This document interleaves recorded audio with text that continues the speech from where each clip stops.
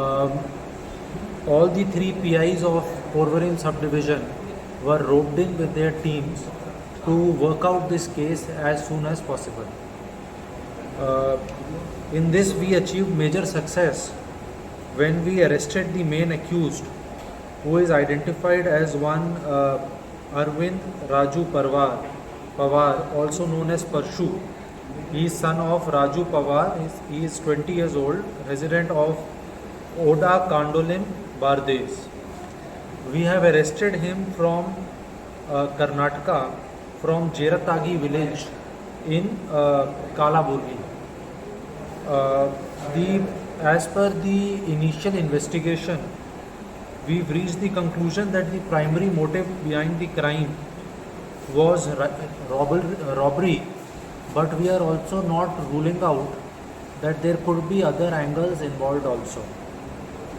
Today he was produced before the court, and court has remanded him to one-day police custody, and interrogations on all these aspects are going on with him. I must appreciate that this case was worked out because of very effective supervision by SDPO Porvorim Shri Vishwesh Karpe, led by Police Inspector Kalamgud Shri Paresh Naik, PI Porvorim Shri Rahul Naik, PI Saligaon Somnath Majid.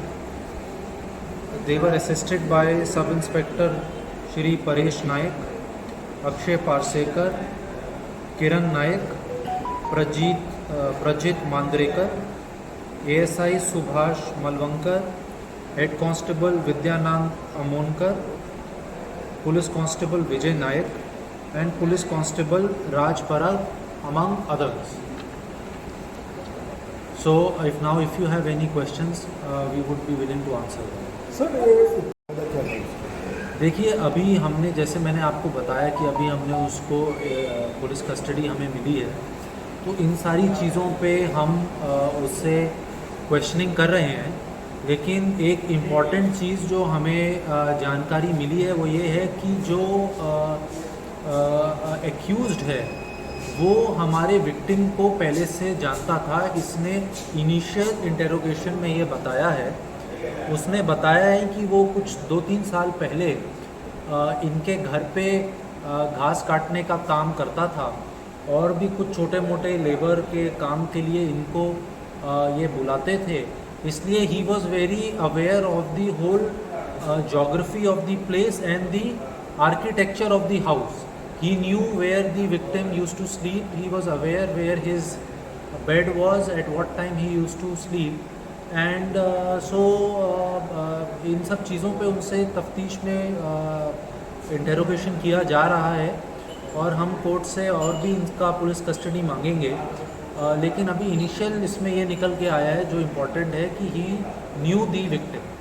Sir, गाड़ी का जो इस्तेमाल हुआ था, गाड़ी जाके वहाँ पे अबेंडन रखी थी, वो गाड़ी का इस्तेमाल क्यों हुआ था वहाँ पे जाके, बाद में वो कहाँ गया? देखिए, अभी इनिशियली जो बताया है उसने हमारी इंटेरोगेशन में वो ये बताया कि he had use the vehicle to escape from the scene of crime. Now exactly all these statements which he has made, he will be cross questioned on them, and we have collected lot of technical evidence, तो हम उसको इसके version के साथ match करेंगे. कुछ supporters थे उसके या अकेला था ये सर?